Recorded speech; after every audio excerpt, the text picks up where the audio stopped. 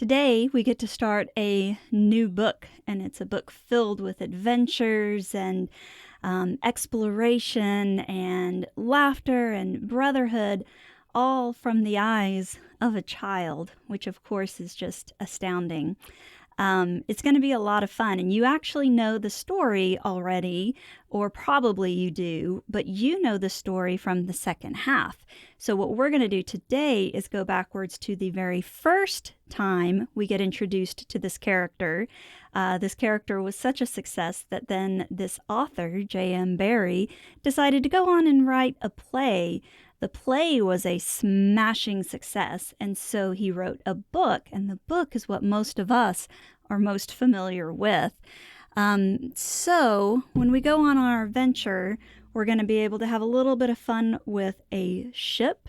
We're going to have fun with other items as well and meet a ton of interesting characters. And you might say, well, gosh, what do I need on this adventure? Well, all you really need is a little faith, a little trust, and a little pixie dust. Enjoy. Peter Pan in Kensington Gardens by J.M. Barrie from The Little White Bird, with drawings by Arthur Rackham, narrated by Aaron Robertson. Chapter 1. The Grand Tour of the Gardens. You must see for yourselves that it will be difficult to follow Peter Pan's adventures unless you are familiar with the Kensington Gardens. They are in London, where the king lives, and I used to take David there nearly every day unless he was looking decidedly flushed. No child has ever been in the whole of the gardens because it is so soon time to turn back.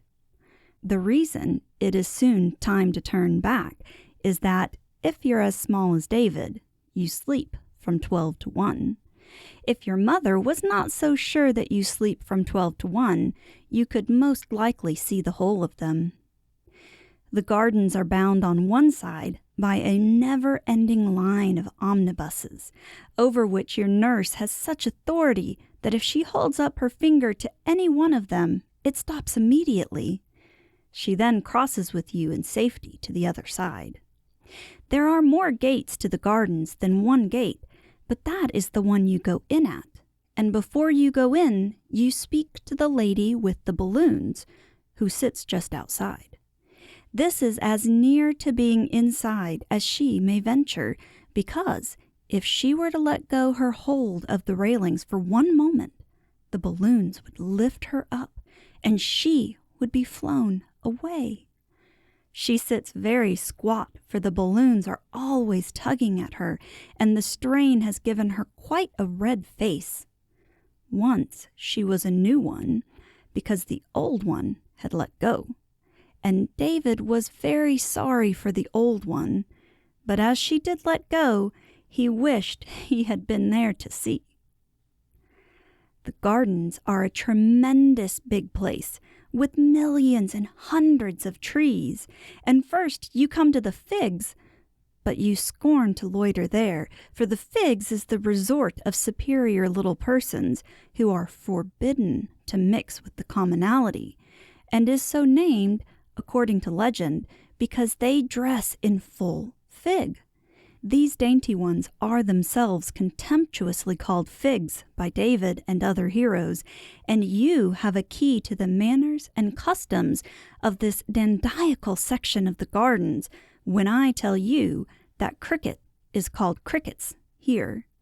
Occasionally a rebel fig climbs over the fence into the world, and such a one was Miss Mabel Grey, of whom I shall tell you when we come to Miss Mabel Grey's gate. She was the only really celebrated fig. We are now in the boardwalk, and it is as much bigger than the other walks as your father is bigger than you. David wondered if it began little and grew until it was quite grown up, and whether the other walks are its babies, and he drew a picture, which diverted him very much, of the boardwalk giving a tiny walk an airing in a perambulator. In the boardwalk, you meet all the people who are worth knowing, and there is usually a grown-up with them to prevent them going on the damp grass, and to make them stand disgraced at the corner of a seat if they have been Mad Dog or Mary Annish. To be Mary Annish is to behave like a girl, whimpering because nurse won't carry you, or simpering with your thumb in your mouth, and it is a hateful quality. But to be Mad Dog is to kick out at everything, and there is some satisfaction in that. If I were to point out all the notable places as we pass up the boardwalk, it would be time to turn back before we reach them, and I simply wave my stick at Seco Hewlett's tree, that memorable spot where a boy called Seco lost his penny, and looking for it found 2p. There's been a good deal of excavation going on there ever since. Farther up the walk is the little wooden house in which Marmaduke Perry hid. There is no more awful story of the gardens than this of Marmaduke Perry, who had been Mary Annish 3 days in succession, and was sentenced to appear in the boardwalk dressed in his sister's clothes. He hid in the little wooden house and refused to emerge until they brought him knickerbockers with pockets. You now try to go to the round pond, but nurses hate it because they are not really manly, and they make you look the other way at the big penny in the baby's palace. She was the most celebrated baby of the gardens, and lived in the palace all alone with ever so many dolls. So people rang the bell, and up she got out of her bed, though it was past 6 o'clock, and she lighted a candle and opened the door in her nightie, and then they all cried with great rejoicings, "Hail, Queen of England!" What puzzled David most was how she knew where the matches were kept. The big penny is a statue about her. Next, we come to the hump, which is the part of the boardwalk where all the big races are run. And even though you had no intention of running, you do run when you come to the hump. It is such a fascinating slide-down kind of place. Often, you stop when you have run about halfway down it, and then you are lost. But there is another little wooden house near here called the Lost House. And so you tell the man that you are lost, and then he finds you. It is glorious fun racing down the hump, but you can't do it on windy days, because then you are not there, but the fallen leaves do it instead of you. There's almost nothing that has such a keen sense of fun as a fallen leaf. From the hump, we can see the gate that is called after Miss Mabel Grey, the fig I promised to tell you about. There were always 2 nurses with her, or else 1 mother and 1 nurse, and for a long time she was a pattern child, who always coughed off the table and said, "How do you do?" to the other figs, and the only game she played at was flinging a ball gracefully and letting the nurse bring it back to her. Then one day she tired of it all and went Mad Dog, and first, to show that she really was Mad Dog, she unloosened both her bootlaces and put out her tongue east, west, north, and south. She then flung her sash into a puddle and danced on it till dirty water was squirted over her frock, after which she climbed the fence and had a series of incredible adventures, one of the least of which was that she kicked off both her boots. At last she came to the gate that is now called after her, out of which she ran into streets David and I have never been in, though we have heard them roaring. And still she ran on, and would never again have been heard of had not her mother jumped into a bus and thus overtaken her. It all happened, I should say, long ago, and this is not the Mabel Grey whom David knows. Returning up the boardwalk, we have on our right the baby walk, which is so full of perambulators that you could cross from side to side stepping on babies, but the nurses won't let you do it. From this walk, a passage called Bunting's Thumb, because it is that length, leads into Picnic Street, where there are real kettles, and chestnut blossom falls into your mug as you are drinking. Quite common children picnic here also, and the blossom falls into their mugs, just the same.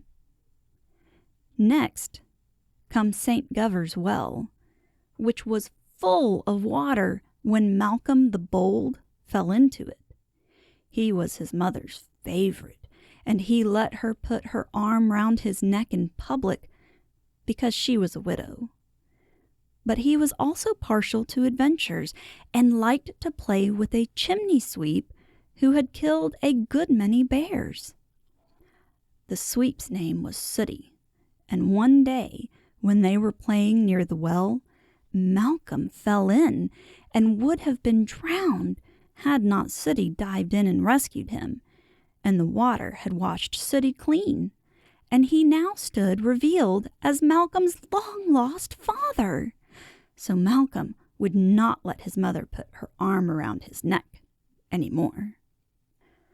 Between the well and the round pond are the cricket pitches, and frequently the choosing of sides exhausts so much time that there is scarcely any cricket. Everybody wants to bat first, and as soon as he is out, he bowls, unless you are the better wrestler. And while you are wrestling with him, the fielders have scattered to play at something else. The gardens are noted for two kinds of cricket: boy cricket, which is real cricket with a bat, and girl cricket, which is with a racket and the governess. Girls can't really play cricket, and when you are watching their futile efforts, you make funny sounds at them. Nevertheless, there was a very disagreeable incident one day when some forward girls challenged David's team, and a disturbing creature called Angela Clare sent down so many Yorkers that... However, instead of telling you the result of that regrettable match, I shall pass on hurriedly to the round pond, which is the wheel that keeps all the gardens going. It is round because it is in the very middle of the gardens, and when you are come to it, you never want to go any further. You can't be good all the time at the round pond, however much you try. You can be good in the boardwalk all the time, but not at the round pond, and the reason is that you forget, and when you remember, you are so wet that you may as well be wetter. There are men who sail boats on the round pond, such big boats that they bring them in barrows, and sometimes in perambulators, and then the baby has to walk. The bow-legged children in the gardens are those who had to walk too soon because their father needed the perambulator. You always want to have a yacht to sail on the round pond, and in the end your uncle gives you one, and to carry it to the pond the first day is splendid. Also, to talk about it to boys who have no uncle is splendid. But soon you like to leave it at home, for the sweetest craft that slips her moorings in the round pond is what is called a stick boat, because she is rather like a stick until she is in the water and you are holding the string. Then, as you walk round, pulling her, you see little men running about her deck, and sails rise magically and catch the breeze, and you put in on dirty nights at snug harbors which are unknown to the lordly yachts. Night passes in a twink, and again your rakish craft noses for the wind. Whales spout, you glide over buried cities and have brushes with pirates and cast anchor on coral isles. You are a solitary boy while all this is taking place, for two boys together cannot adventure far upon the round pond, And though you may talk to yourself throughout the voyage, giving orders and executing them with dispatch, you know not, when it is time to go home, where you have been, or what swelled your sails. Your treasure trove is all locked away in your hold, so to speak, which will be opened, perhaps, by another little boy many years afterwards. But those yachts have nothing in their hold. Does anyone return to this haunt of his youth because of the yachts that used to sail it? Oh, no. It is the stick-boat that is freighted with memories. The yachts are toys, their owner a fresh-water mariner. They can cross and recross a pond only while the stick-boat goes to sea. You yachtsmen with your wands, who think we are all there to gaze on you, your ships are only accidents of this place, and were they all to be boarded and sunk by the ducks, the real business of the round pond would be carried on as usual. Paths from everywhere crowd like children to the pond. Some of them are ordinary paths, which have a rail on each side and are made by men with their coats off, but others are vagrants, wide at one spot, and at another so narrow that you can stand astride them. They are called paths that have made themselves, and David did wish he could see them doing it. But, like all the most wonderful things that happen in the gardens, it is done, we concluded, at night after the gates are closed. We have also decided that the paths make themselves because it is their only chance of getting to the round pond. One of these gypsy paths comes from the place where the sheep get their hair cut. When David shed his curls at the hairdresser's, I am told, he said goodbye to them without a tremor, though his mother has never been quite the same bright creature since. So he despises the sheep as they run from their shearer and calls out tauntingly, "Cowardy, cowardy custard!" But when the man grips them between his legs, David shakes a fist at him for using such big scissors. Another startling moment is when the man turns back the grimy wool from the sheep's shoulders, and they look suddenly like ladies in the stalls of a theater. The sheep are so frightened by the shearing that it makes them quite white and thin, and as soon as they are set free they begin to nibble the grass at once, quite anxiously, as if they feared that they would never be worth eating. David wonders whether they know each other now that they are so different, and if it makes them fight with the wrong ones.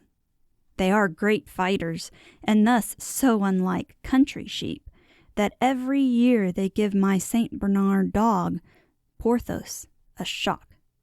He can make a field of country sheep fly by merely announcing his approach. But these town sheep come toward him with no promise of gentle entertainment. And then a light from last year breaks upon Porthos. He cannot with dignity retreat, but he stops and looks about him as if lost in admiration of the scenery. And presently he strolls away with a fine indifference and a glint at me from the corner of his eye. The Serpentine begins near here.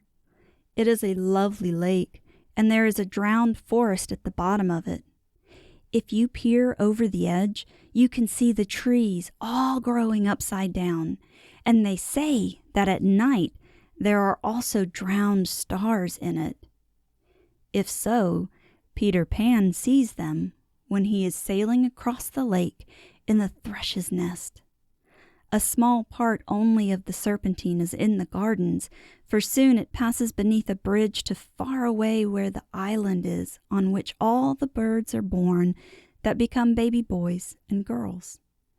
No one who is human, except Peter Pan, and he is only half human, can land on the island, but you may write what you want, boy or girl, dark or fair, on a piece of paper, and then twist it into the shape of a boat and slip it into the water, and it reaches Peter Pan's island after dark. We are on the way home now, though of course it is all pretense that we can go to so many of the places in one day. I should have had to be carrying David long ago and resting on every seat like old Mr. Salford. That was what we called him, because he always talked to us of a lovely place called Salford, where he had been born. He was a crab-apple of an old gentleman who wandered all day in the gardens from seat to seat, trying to fall in with somebody who was acquainted with the town of Salford. And when we had known him for a year or more, we actually did meet another aged solitary who had once spent Saturday to Monday in Salford. He was meek and timid, and carried his address inside his hat, and whatever part of London he was in search of, he always went to Westminster Abbey first as a starting point. Him we carried in triumph to our other friend, with the story of that Saturday to Monday, and never shall I forget the gloating joy with which Mr. Salford leapt at him. They have been cronies ever since, and I noticed that Mr. Salford, who naturally does most of the talking, keeps tight grip of the other old man's coat. The two last places before you come to our gate are the dog cemetery and the chaffinch's nest, but we pretend not to know what the dog cemetery is, as Porthos is always with us. The nest is very sad. It is quite white, and the way we found it was wonderful.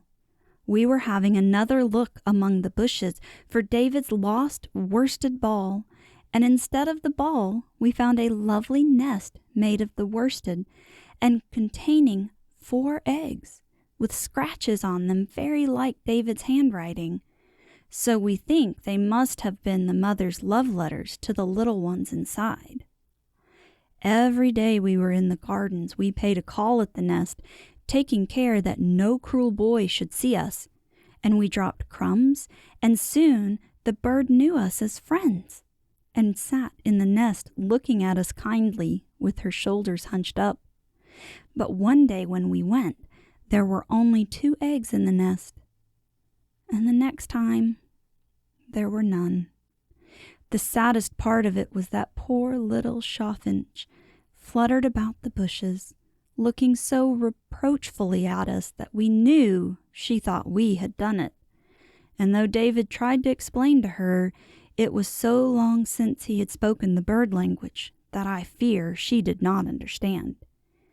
He and I left the gardens that day with our knuckles in our eyes. Okay, well, it seems like we've had quite the introduction around the gardens, so I'm very excited to see what happens next in this adorable story. I hope you've enjoyed it today, and thanks for listening. This has been a reading of a public domain book from www.gutenberg.org.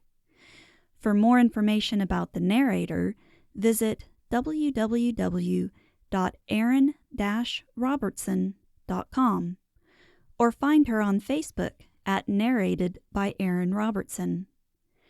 Don't forget to hit the subscribe button.